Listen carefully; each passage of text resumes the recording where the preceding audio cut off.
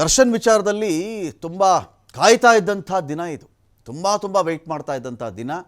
ನನ್ನ ಪರವಾಗಿಯೂ ಕೂಡ ಒಂದು ಪ್ರಬಲವಾಗಿರತಕ್ಕಂಥ ಆರ್ಗ್ಯುಮೆಂಟ್ ಬರಬೇಕು ಕೋರ್ಟಲ್ಲಿ. ಚಾರ್ಜ್ ಶೀಟ್ ಆದಮೇಲೆ ಎಷ್ಟು ದಿನಗಳ ಕಾಲ ಅಂಥೇಳಿ ನಾನಿನ್ನೂ ಬಳ್ಳಾರಿ ಜೈಲಿನಲ್ಲೇ ಕೊಳೀಲಿ, ಯಾಕೆ ವಾದ ಮಾಡ್ತಾ ಇಲ್ಲ, ವಕೀಲರು ಯಾಕೆ ಸಮಯಾವಕಾಶವನ್ನು ಕೇಳ್ಕೊಳ್ತಾ ಇದ್ದಾರೆ ಅಂಥೇಳಿ ಒಂದು ವಾರದ ಹಿಂದೆ, ಒಂದು 4-5 ದಿನಗಳ ಹಿಂದೆಯೇ ದರ್ಶನ್ ಕಡೆಯಿಂದ ಬಂದಿದ್ದಂಥ ಮಾತುಗಳಿವೆಲ್ಲವೂ ಕೂಡ ಪ್ರಬಲ ವಾದ ಆಗಬೇಕು, ನನಗೆ ಜಾಮೀನು ಸಿಗಬೇಕು, ವಿಚಾರಣೆ ಮಾಡಿಕೊಳ್ಳಿ, ಅವರು ಪ್ರಕರಣದ ಟ್ರಯಲ್ ಯಾವಾಗ ಬೇಕಾದ್ರೂ ನಡೀಲಿ, ನಾನು ಸಾಕ್ಷ್ಯನಾಶ ಮಾಡಲ್ಲ, ಷರತ್ತುಗಳನ್ನು ಬೇಕಾದರೂ ಹಾಕಲಿ, ಷರತ್ತು ಹಾಕಿಯಾದರೂ ಷರತ್ತುಬದ್ಧ ಜಾಮೀನಾದರೂ ನನಗೆ ಸಿಗಲಿ ಅಂಥೇಳಿ ದರ್ಶನ್ ವಾದ ಇತ್ತು. ಅಂಥ ಒಂದು ದಿನ ಇವತ್ತು ಬಂದುಬಿಡ್ತು. ಬೇಲ್ ಸಿಕ್ಕಿಬಿಡ್ತಾ? ಸಿಕ್ಕಿಲ್ಲ. ಆದರೆ ಬೇಲ್ ಸಿಗುವ ನಿಟ್ಟಿನಲ್ಲಿ ಪ್ರಬಲವಾಗಿರತಕ್ಕಂಥ ಕ್ರಿಮಿನಲ್ ಲಾಯರ್ ಒಬ್ಬರು ಎದ್ದು ನಿಂತರು ದರ್ಶನ್ ಅವರ ಪರವಾಗಿ. ಅವ್ರು ಯಾರು ಅಂತ ಹೇಳಿದ್ರೆ ಕ್ರಿಮಿನಲ್ ಫೇಮಸ್ ಲಾಯರ್ ಆಗಿರತಕ್ಕಂತಹ CV ನಾಗೇಶ್ ಅಂತೇಳಿ ಪ್ರಖ್ಯಾತ ಕ್ರಿಮಿನಲ್ ವಕೀಲರವರು. ಅವರು ಯಾವತ್ತಿಗೆ ದರ್ಶನ್ ಪರ ಎದ್ದು ನಿಂತ್ಕೊಂಡಿದ್ದಾರೋ, ದರ್ಶನ್ಗೆ ಒಂದು ಕೇಸಲ್ಲಿ ಅರ್ಧಕ್ಕರ್ಧ ರಿಲೀಫ್ ಸಿಕ್ಕಂತೆ ಭಾಸ ಆಗಿರಬಹುದು. ನನಗೆ ರಿಲೀಫ್ ಸಿಕ್ತು, ನನಗೆ ಬೇಲ್ ಸಿಗ್ತಕ್ಕಂಥ ಹೋಪ್ ಬಂತು ಅಂತ ಹೇಳಿ ದರ್ಶನ್ ಅಂದುಕೊಂಡಿರಲಿಕ್ಕೂ ಸಾಕು. ಕಾರಣ ಇಷ್ಟೇ, ಇವತ್ತು ಒಂದು ವಾದ ಶುರುವಾಯಿತು ಕೋರ್ಟ್ನಲ್ಲಿ. ಯಾವೆಲ್ಲ ಕಾರಣಗಳಿಗಾಗಿ ನಟ ದರ್ಶನ್ ಅವರಿಗೆ ಈ ಕೊಲೆ ಕೇಸಲ್ಲಿ ಬೇಲ್ ಕೊಡಬೇಕು ಅಂತ. ಜಾಮೀನು ಸಿಗೋದು ಹಾಗಾದರೆ ಪಕ್ಕನ ನಮಗೆ ಗೊತ್ತಿಲ್ಲ. ಇನ್ನೂ ಕೂಡ ಪ್ರಾಸಿಕ್ಯೂಷನ್ ವಾದ ಮಾಡಬೇಕು. ನೋಡಿ, ಪ್ರಾಸಿಕ್ಯೂಷನ್ ಅಂತ ಹೇಳಿದ್ರೆ ಯಾವ ವ್ಯಕ್ತಿ ಸತ್ತು ಹೋಗಿದ್ದಾನೋ ಅವ್ರ ಪರ ವಾದ ಮಾಡೋರು. ಡಿಫೆನ್ಸ್ ಅಂತ ಹೇಳಿದ್ರೆ ಯಾರ ಮೇಲೆ ಸಾಯಿಸಿದ ಆರೋಪ ಬಂದಿದೆಯಲ್ಲ ಅವ್ರ ಪರವಾಗಿ ವಾದ ಮಾಡೋದು ಡಿಫೆನ್ಸ್ ಅಂತಾರೆ. ಇಲ್ಲಿ ಡಿಫೆನ್ಸ್ ವಕೀಲರಾಗಿ CV ನಾಗೇಶ್ ಅವರು ದರ್ಶನ್ ಪರ ವಾದ ಮಾಡ್ತಾ ಇದ್ದಾರೆ. ಎಲ್ಲ 17 ಜನದ ಪರ ಅಲ್ಲ, ಬರೀ ದರ್ಶನ್ ಅವ್ರ ಪರವಾಗಿ ಮಾತ್ರ ನೇಮಕಗೊಂಡಿರ್ತಕ್ಕಂಥ ವಕೀಲರವರು. ಇವರಿಗೆ ಒಳ್ಳೆ ಟ್ರ್ಯಾಕ್ ರೆಕಾರ್ಡ್ ಚೆನ್ನಾಗಿದೆ CV ನಾಗೇಶ್ ಅವರದ್ದು. ಆ ಕಾರಣದಿಂದಾಗಿ ಅವರು ಇಂಥ ಎಷ್ಟೋ ಕೊಲೆ ಕೇಸ್ಗಳಿಗೆ ಸಂಬಂಧಪಟ್ಟಂತೆ ವಾದವನ್ನು ಮಂಡಿಸಿರ್ತಾರಲ್ಲ, ಇವತ್ತು ಅದೇ ಧಾಟಿಯಲ್ಲಿ ಇನ್ನೂ ನಮಗೆ ಪ್ರಾಸಿಕ್ಯೂಷನ್ ಕಡೆಯಿಂದ ವಾದ ಆಗಬೇಕು, ಅದು ನೋಡೋಣ.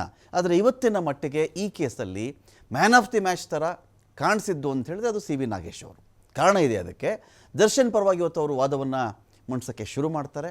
ಇಡೀ ಪ್ರಕರಣಕ್ಕೆ ಟ್ವಿಸ್ಟ್ ಮೇಲೆ ಟ್ವಿಸ್ಟ್ ಕೊಟ್ಟರು ಅಂತ ಹೇಳಲಾಗ್ತಾ ಇದೆ.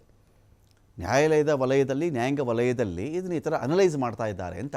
ಚಾರ್ಜ್ ಶೀಟ್ನಲ್ಲಿ ಅಂದರೆ ಯಾವ ಒಬ್ಬ ವ್ಯಕ್ತಿಯ ಮೇಲೆ ಆರೋಪ ಬಂದಿದೆಯೋ, ಇವನು ಇಂಥ ಕೊಲೆ ಮಾಡ್ದ, ಇಂಥ ಕಡೆ ಬಂದಿದ್ದ, ಇಂಥ ಬಟ್ಟೆ ಹಾಕಿದ್ದ, ಇಂಥ ಶೂ ಹಾಕಿದ್ದ, ಇವನು ಇಂಥ ಚಪ್ಪಲಿ ಹಾಕಿದ್ದ, ಇಂಥ ಕಡೆ ಹೋದ, ಇಂಥವ್ರಿಗೆ ಕಾಲ್ ಮಾಡಿದ್ದ, ಇವನು DNA ಹೀಗೆ ಹೇಳ್ತಾ ಇದೆ, ಇನ್ನೊಂದು FSL ಹೀಗೆ ಹೇಳ್ತಾ, ಈ ಥರದ ವಿಚಾರಗಳೆಲ್ಲ ಇರ್ತವಲ್ವಾ.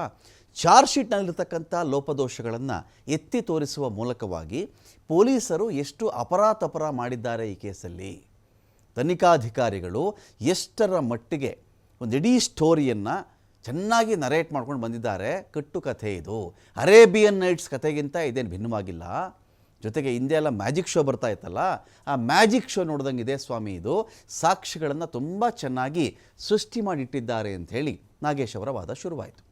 ಸಾಕ್ಷ್ಯಗಳನ್ನು ಅಲ್ಲಿ ಇದ್ದದ್ದು ಸಾಕ್ಷಿಗಳಲ್ಲ, ಇದು ಸೃಷ್ಟಿ ಮಾಡಲಾದಂಥ ಸಾಕ್ಷ್ಯಗಳು ಸ್ವಾಮಿ. ಇದು ಖಾಲಿ ವಾಟರ್ ಬಾಟ್ಲ್ ಇದ್ದರೆ ಸ್ಟೋನಿ ಬ್ರೂಕ್ನ ಸ್ಟಿಕ್ಕರ್ ಅಂಟಿಸ್ತಾರೆ ಇವರು. ದರ್ಶನ್ನು ತನ್ನ ಸ್ವಯಂ ಪ್ರೇರಿತ ಹೇಳಿಕೆಯಲ್ಲಿ ಹೇಳಿರೋದು, ಏನಪ್ಪ ಯಾವತ್ತು ಎಲ್ಲಿ ಹೋಗಿದ್ದೆ, ಏನೇನು ಬಟ್ಟೆ ಹಾಕಿದ್ದೆ, ಏನು ಕತೆ ಅಂತ ಕೇಳಿದಾಗ ಚಪ್ಪಲಿ ಹಾಕ್ಕೊಂಡು ಹೋಗಿದ್ದೆ, ನಾನು ಇಂಥದ್ದು ಬಟ್ಟೆ ಹಾಕಿದ್ದೆ ಅಂತ ಹೇಳಿದ್ರೆ, ದರ್ಶನ್ ತಾನು ಯಾವ ಬಣ್ಣದ ಬಟ್ಟೆ ಅಂತ ಕೂಡ ಅಲ್ಲಿ ಮೆನ್ಷನ್ ಮಾಡಿರಲ್ಲ, ಚಪ್ಪಲಿ ಹಾಕಿದ್ದೀನಿ ಅಂತ ಮೆನ್ಷನ್ ಮಾಡಿರ್ತಾರೆ. ಅವರು ಪತ್ನಿ ಮನೆಗೆ ಹೋಗ್ಬಿಟ್ಟು ಬಂದು ಯಾರು ಇದೇ ಪೊಲೀಸರು ಶೂಗಳನ್ನು ವಶಪಡಿಸ್ಕೊಂಡು ಬಂದಿದ್ದಾರಲ್ಲ ಸ್ವಾಮಿ. ಸ್ವಯಂ ಪ್ರೇರಿತವಾಗಿ ಒಬ್ಬ ಆರೋಪಿನೇ ನಾನು ಚಪ್ಪಲಿ ಹಾಕ್ಕೊಂಡು ಹೋಗಿದ್ದೆ ಅಂತ ಹೇಳಿದ್ರೆ, ಶೂ ವಶಪಡಿಸ್ಕೊಂಡು ಬಂದ್ಬಿಟ್ಟು ಅದರಲ್ಲಿ ಬ್ಲಡ್ ಇತ್ತು, ಅದಿತ್ತು, ಇದಿತ್ತು ಅಂತ ಅವ್ರ ಕತೆ ಹೇಳಿದ್ದಾರಲ್ಲ, ಹೇಗಿದು? ಒಬ್ಬ ಆರೋಪಿ ಚಪ್ಪಲಿ ಅಂತ ಹೇಳಿದ್ರೆ ಚಪ್ಪಲಿ ವಶಪಡಿಸ್ಕೊಬರ್ಬೇಕಾಗಿತ್ತು. ಇವರು ಮನೆಗೆ ಒಬ್ಬರು ಶೂ ತಂದಿದ್ದಾರೆ, ಸರಿ ಒಂದು ಬಟ್ಟೆ ರಕ್ತದ ಕಲೆ ಇದ್ದಂಥ ಬಟ್ಟೆ ವಶಪಡಿಸ್ಕೊಂಡು ಬಂದರು ಅಂತೆಲ್ಲ ಇದೆ. ಆ ಒಂದು ಬಟ್ಟೆನ ಇವರು ವಶಪಡಿಸ್ಕೊಂಡು ಬಂದರು ಅಂತ ಇದೆಯಲ್ಲ, ಈ ಬಟ್ಟೆಲಿ ಏನಿತ್ತು ಸ್ವಾಮಿ? ರಕ್ತದ ಕಲೆ ಇತ್ತು ಅಂತಲ್ವಾ? ನೋಡಿ ಸ್ವಾಮಿ, ಅಲ್ಲಿ ಸುಶೀಲಮ್ಮನವರು ಅವ್ರ ಮನೆ ಕೆಲಸದವರು ಆ ಬಟ್ಟೆನ ಕುಕ್ಕಿ ಒಗೆದಿದ್ದಾರೆ, ಸರ್ಫಲ್ಲಿ ಹಾಕಿ ನೆನೆಸಿದ್ದಾರೆ, ಸಾಬೂನು ಹಾಕಿ ತೊಳೆದಿದ್ದಾರೆ, ಅದನ್ನು ಒಣಗಾಕಿದ್ದಾರೆ. ಮನೆಯ ಬಟ್ಟೆಯ ಬಿನ್ನಲ್ಲಿ ಈ ಬಟ್ಟೆನ ಹಾಕ್ಬಿಟ್ಟು ಬಂದಿದ್ದೆ ಅಂತ ಇವ್ರು ಹೇಳಿದ್ದು. ಬಿನ್ನಲ್ಲಿ ಹೋಗ್ತಾರೆ, ಬಟ್ಟೆ ಇರಲ್ಲ, ಒಗೆದು ಒಣಗ ಹಾಕಿರ್ತಾರೆ, ಅದನ್ನು ಮೇಲ್ಗಡೆ ಹೋಗಿ ತೊಗೊಂಡು ಬರ್ತಾರೆ ಇವರು. ಯಾವ ಪ್ಯಾಂಟು ಅಂತಲೂ ಹೇಳಿಲ್ಲ, ಯಾವ ಶರ್ಟು ಅಂತಲೂ ಹೇಳಿಲ್ಲ. ಇವ್ರು ಬರೆದು ಬಿಡ್ತಾರೆ ಅದ್ರ ಮೇಲೆ, ನೀಲಿ ಬಣ್ಣದ ಜೀನ್ಸು, ಕಪ್ಪು ಬಣ್ಣದ ಟೀ ಶರ್ಟು ಅಂತ ಬರೆದು ಬಿಡ್ತಾರಲ್ಲ. ಆರೋಪಿ ಹೇಳಿದ್ದಾನಾ ನಾನು ನೀಲಿ ಬಣ್ಣದ ಹಾಕಿದ್ದೆ, ಕಪ್ಪು ಬಣ್ಣದ ಹೇಳಿದ್ದಾನೆ? ಇಲ್ವಲ್ಲ. ಹೇಳಿದ್ಮೇಲೆ ಇವ್ರು ಹೆಂಗೆ ಬಂತಿದ್ದು? ಜೊತೆಗೆ ರಕ್ತದ ಕಲೆ ಸ್ವಾಮಿ, ಒಗೆದು ಒಣಗಿ ಹಾಕಿದ ಮೇಲೂ ಇವರಿಗೆ ರಕ್ತದ ಕಲೆ ಹೆಂಗೆ ಸಿಕ್ಕಿಬಿಡ್ತಿಲ್ಲಿ? ಎಂಥ ಮ್ಯಾಜಿಕ್ ಸ್ವಾಮಿ ಇದು, ಹೀಗೂ ಉಂಟೆ, ಈ ಥರನೂ ಸಾಧ್ಯವಾ ಅಂತ ಲಾಯರ್ ಒಂದು ಕಡೆ ವಾದವನ್ನು ಮಾಡ್ತಾರೆ. ಕೊಲೆ ಮಾಹಿತಿ ಗೊತ್ತಿದೆಯಲ್ಲ ಸ್ವಾಮಿ, ಪೊಲೀಸರು ಸಿಕ್ತು 8ನೇ ತಾರೀಕು ಮರ್ಡರ್ ಆಗಿರೋ ಬಗ್ಗೆ, 9 ಗೊತ್ತಾಯಿತು. ಗೊತ್ತಾದ ಮೇಲೆ 3 ದಿನ ಬೇಕಾ ಮಹಜರ್ ಮಾಡೋಕ್ಕೆ? ಈ 3 ದಿನ ಟೈಮ್ ತೊಗೊಂಡ್ರಲ್ಲ ಸ್ವಾಮಿ, ಇಲ್ಲೇ ಕತೆ ಚಿತ್ರಕಥೆ ಇವರು ಬರೆದಿರೋದು, ಸ್ಟೋರಿ ಪ್ಲ್ಯಾಂಟ್ ಆಗಿರೋದೇ ಈ ಥರ ಇದು ಅಂತ ಇವರು ಒಂದು ವಾದ ಇತ್ತು. 3 ದಿನಗಳು ಪೊಲೀಸಿಗೆ ಮಾಹಿತಿ ಬಂತು ಸ್ವಾಮಿ, ಒಬ್ಬ ವ್ಯಕ್ತಿ ಸತ್ತೋಗಿದ್ದಾನೆ, ಸಾಯಿಸಿದ್ದಾರೆ, ಗೊತ್ತಾದ್ಮೇಲೆ 3 ದಿನ ಯಾಕೆ ತೊಗೊಂಡ್ರು ಟೈಮ್? ಇವರು ರಿಕವರಿ ಆದಂಥ ಎಲ್ಲ ಸಾಕ್ಷ್ಯಗಳನ್ನು ಕೂಡ ಚೆನ್ನಾಗಿ ಪ್ಲ್ಯಾಂಟ್ ಮಾಡ್ಕೊಂಡು ಬಂದಿದ್ದಾರೆ ಇವರು. ದರ್ಶನ್ ತನ್ನ ಬಟ್ಟೆ ಬಣ್ಣಗಳ ಬಗ್ಗೆನೂ ಹೇಳಿಲ್ಲ, ಕಪ್ಪು ಬಣ್ಣದ ಶರ್ಟ್ ಅಂತಾರೆ, ಬ್ಲೂ ಕಲರ್ ಜೀನ್ಸ್ ಅಂತಾರೆ. ಏನಿದೆ ಕಥೆ ಇದು? ಸುಪ್ರೀಂ ಕೋರ್ಟ್ ಇಂಥ ವಿಚಾರಗಳಿಗೆ ಮಾನ್ಯತೆ ಕೊಟ್ಟಿದೆಯಾ ಸ್ವಾಮಿ? ಮಾನ್ಯತೆ ಕೊಟ್ಟಿಲ್ಲ. ತನಿಖೆ ಅಂಶಗಳನ್ನು ಎಳೆಯಾಗಿ ಸಿ ವಿ ನಾಗೇಶ್ವರ್ ಬಿಚ್ಚಿಡ್ತಾರೆ. ಈ ಒಂದು ವಿಚಾರಕ್ಕೆ ಸಂಬಂಧಪಟ್ಟಂತೆ ಒಂದು ಹಂತಕ್ಕೆ ಇದೇನಿದು, ಯಾವಾಗಿದು ಚಪ್ಪಲಿ ಹಾಕ್ಕೊಂಡು ಹೋಗಿದ್ದೆ ಅಂತ ಆರೋಪಿ ಹೇಳಿದಾಗ ಮನೆಗೆ ಹೋಗಿ ಶೂ ಎತ್ಕೊಂಡು ಬರ್ತಾರೋ ಇವರು, ಅಲ್ಲಿಗೇ ಒಂಥರ ಶಾಕು ಇಡೀ ನ್ಯಾಯಾಲಯಕ್ಕೆ, ಒಂಥರ ಇದೇನು ಈ ಥರ ಆಗಿದೆಯಲ್ಲ ಇದು ಅಂಥೇಳಿ ಆ ವಾದವನ್ನು ಆಶ್ಚರ್ಯಚಕಿತರಾಗಿ ಎಲ್ಲರೂ ಕೂಡ ಒಂದು ಕಡೆ ಕೇಳ್ತಾ ಹೋಗ್ತಾರೆ. ಪ್ರಕರಣದ ಮೊದಲ ಟ್ರಯಲ್ ಮಾಧ್ಯಮಗಳಲ್ಲಿ ಆಗಿಬಿಟ್ಟಿದೆ ಸ್ವಾಮಿ. ಚಾರ್ಜ್ ಶೀಟ್ನ ಹೇಳಿಕೆಗಳು ಬಂದಿವೆ, ಸಾಕ್ಷ್ಯಗಳು ಬಂದಿವೆ, FSL ರಿಪೋರ್ಟ್ ಕೂಡ ವರದಿಯಾಗಿಬಿಟ್ಟಿದೆ. ಪೊಲೀಸರ ತನಿಖೆ ಇದೆಯಲ್ಲ ಅತ್ಯಂತ ಕೆಟ್ಟ ತನಿಖೆ ಸ್ವಾಮಿ ಇದು. ರೇಣುಕಾಸ್ವಾಮಿ ಮೃತದೇಹ ಫೋಟೋ ಕೂಡ ಪ್ರಸಾರ ಆಗಿಬಿಟ್ಟಿದೆ. ಮಾಧ್ಯಮಗಳಲ್ಲಿ ಆರೋಪಿಗಳ ಸ್ವಇಚ್ಛಾ ಹೇಳಿಕೆ ಕೂಡ ಬಂದಿದೆ. ರೇಣುಕಾಸ್ವಾಮಿ ಶವವನ್ನು ನಾಯಿಗಳು ಕಚ್ಚಿ ತಿಂದಿವೆ, ಅದನ್ನೂ ತೋರಿಸ್ಬಿಟ್ಟಿದ್ದಾರೆ. ದರ್ಶನ್ ವಿರುದ್ಧ ಸುಳ್ಳು ಸಾಕ್ಷ್ಯಗಳನ್ನು ಸಂಗ್ರಹ ಮಾಡಿದ್ದಾರೆ. ಎಲ್ಲ ಸಾಕ್ಷ್ಯಗಳನ್ನು ಅಲ್ಲಿದ್ದ ಸಾಕ್ಷ್ಯಗಳಲ್ಲ, ಇದು ಸೃಷ್ಟಿ ಮಾಡಿರೋ ಸಾಕ್ಷ್ಯಗಳಿವು. ಸೃಷ್ಟಿ ಮಾಡಿದವರು ಯಾರು? ಇನ್ವೆಸ್ಟಿಗೇಷನ್ ಆಫೀಸರ್ಸ್ ಅಥವಾ IO ಅಥವಾ ತನಿಖಾಧಿಕಾರಿಗಳು. ನೀರಿನ ಬಾಟಲಿ, ಮರದ ಕೊಂಬೆ, ಇದೊಂದು ಕತೆ. ಮರದ ಕೊಂಬೆಯಲ್ಲಿ ಇಟ್ಬಿಟ್ಟಿದ್ದಾರೆ, ಹಗ್ಗವನ್ನು ಇಟ್ಬಿಟ್ಟಿದ್ದಾರೆ. ಮರದ ಕೊಂಬೆ, ಹಗ್ಗ, ಬಿದಿರಿನ ಕೋಲು. ಏನು ಸ್ವಾಮಿ ಇದು? ಏನು ಕಥೆ ಇದು? ಮೊದಲು ಬಂದು ಕಥೆ ಕೇಳ್ಕೊಂಡು ಹೋಗಿ ತಂದೆಲ್ಲ ಅಲ್ಲಿ ಇಟ್ಟರ ಇವರು. ಪ್ರಕರಣದ ರಿಕವರಿ ವೇಳೆ ಏನು ಸಿಕ್ತು, ಇವರೇನು ತಂದಿಟ್ರು? ಇದು ಇಂಪಾರ್ಟೆಂಟ್ ಸ್ವಾಮಿ. ಇದು ಶೆಡ್ಡಲ್ಲಿ ಪಂಚನಾಮೆ ಮಾಡಿದ್ದಾರಲ್ಲ ಸ್ವಾಮಿ, ಕತ್ಲೆಲ್ಲಿ ಹೋಗಿ ಪಂಚನಾಮೆ ಮಾಡ್ಕೊಂಡು ಬಂದಿದ್ದಾರೆ ಇವರು. ಕತ್ಲೆಲ್ಲಿ ಹೋಗ್ತಾರೆ ಯಾರಾದರೂ? ಏನು ಕಥೆ ಇದು? ಲ್ಯಾಪ್ಟಾಪ್ ಮೂಲಕ ಟೈಪ್ ಮಾಡಿಸ್ಬಿಟ್ಟಿದ್ದಾರೆ. ಅಲ್ಲಾರೋ ಸೆಕ್ಯೂರಿಟಿ ಇದ್ದರೆ ಆ ಸೆಕ್ಯೂರಿಟಿ ಆ ಹುಡುಗನಿಗೆ, ಆ ವ್ಯಕ್ತಿಗೆ ಕನ್ನಡವೇ ಬರಲ್ಲ, ಕನ್ನಡದಲ್ಲಿ ಇವರು ಅದನ್ನು ಬರೆದಿಟ್ಟಿದ್ದಾರೆ ಇವರು ಅಂತೇಳಿ ಒಂದು ವಾದವನ್ನು ಮಾಡ್ಕೊಂಡು ಹೋಗಿದ್ದಾರೆ.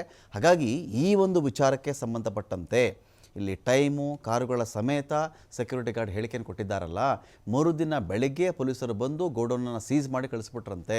ಇದೊಂದು classic case of fabric evidence ಸ್ವಾಮಿ. ಲಾಕ್ ಮಾಡಿ ಸೀಲ್ ಮಾಡಿದ ಮೇಲೆ ಏನಕ್ಕೆ ತಡವಾಗಿ ರಿಕವರಿ ಮಾಡ್ಕೊಂಡಿರೋ ಅದನ್ನು?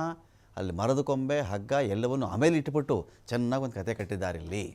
ಜೂನ್ 8ನೇ ತಾರೀಕೆ SIಗೆ ಮಾಹಿತಿ ಇತ್ತಲ್ಲ, ಜೂನ್ 12ರವರೆಗೂ 4 ದಿನಗಳ ಕಾಲ ಒಬ್ಬ SI ಏನು ಮಾಡ್ತಾಯಿದ್ರು? ಜೂನ್ 11ರಂದೇ ಪಂಚನಾಮೆ ಮಾಡಬೇಕಾಗಿತ್ತು.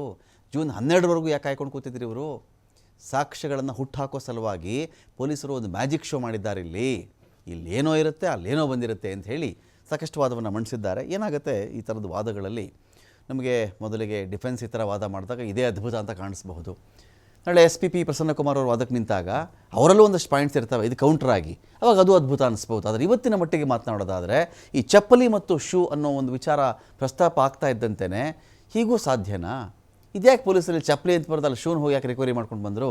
ಇಲ್ಲಿ ಚಪ್ಪಲಿ ಅಂತಿದ್ದ ಮೇಲೆ ಚಪ್ಪಲಿ ತರಬೋದಾಗಿತ್ತಲ್ವ ಇವರು ಅಂತ ಕೂಡ ಒಂದು ಪ್ರಶ್ನೆ ಇದೀಗ ರೈಸ್ ಆಗಿದೆ.